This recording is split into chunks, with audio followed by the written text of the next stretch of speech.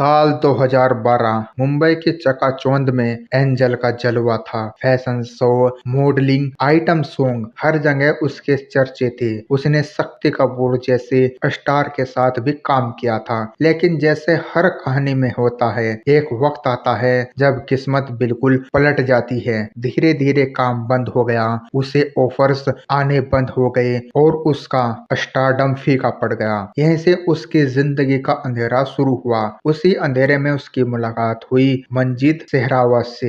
दिल्ली का एक शादीशुदा आदमी जो खुद मुंबई एक्टर बनने का सपना लेकर आया था।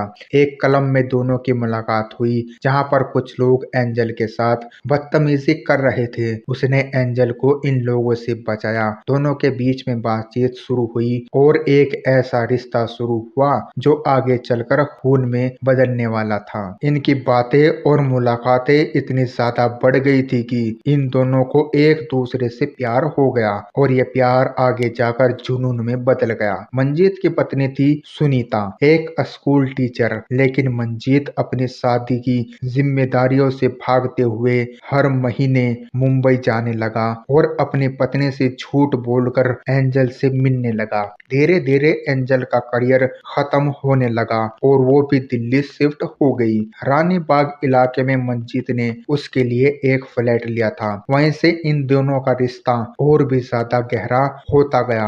अब एंजल चाहती थी कि मंजीत अपनी पत्नी को छोड़कर सिर्फ उसका हो जाए, लेकिन मंजीत जानता था कि अगर उसने ऐसा किया तो वो सब कुछ खो देगा। अपनी इज्जत, घर और उसके माँ बाप इस चीज के लिए बिल्कुल भी तैयार नहीं होंगे। लेकिन जब जुनून प्यार से बड़ा हो जाए तो इंसान सोचने की क्षमता खो देता है। 25 अक्टूबर 2018 करवा चौथ का दिन था। एंजल ने मंजीत से जिद की कि वो उसके पास आए। वो व्रत उसके साथ रखना चाहती है, लेकिन मंजीत नहीं गया क्योंकि उसे डर था कि उसकी पत्नी को शक हो जाएगा। फोन पर झगड़ा हुआ, फिर बहस हुई और फिर फैसला हुआ।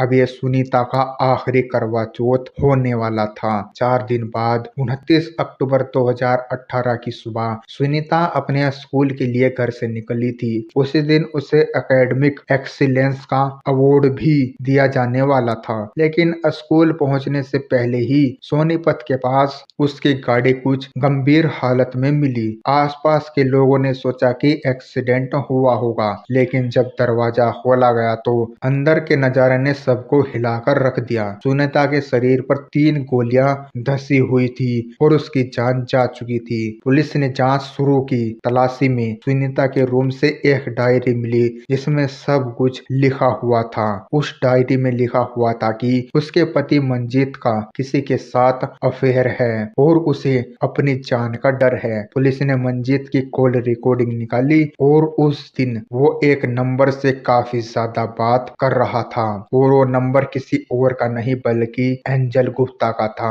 अब कहानी साफ थी। एंजल और मंजीत के बीच जो रिश्ता था वो सिर्फ अफेयर का नहीं बल्कि साजिश का भी था।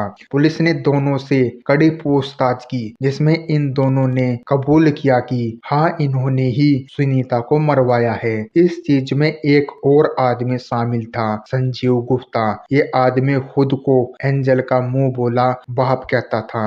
असल में यही वो आदमी था जो एंजल के साथ जिस्म फिरोशी का व्यापार करता था। मुंबई के असफल फीमेल मॉडल्स को ये लोग दिल्ली बुलाकर पैसे वाले लोगों को सप्लाई करते थे। धीरे धीरे मंजीत भी इस गंदे धंधे में शामिल हो गया। इन तीनों ने एक शूटर हायर किया, राजीव उर्फ विशाल। इसे 10 लाख की सुपारी दी गई और एडवांस में 5 लाख रुपए दिए गए और फिर उसी प्लान के तहत सुनीता को 29 अक्टूबर को गोली मार दी गई। आखिरकार 2025 में अदालत ने इन चारों को उम्र कैद की सजा सुनाई। देखो, एक गलत कदम आपकी पूरी जिंदगी बर्बाद कर देता है।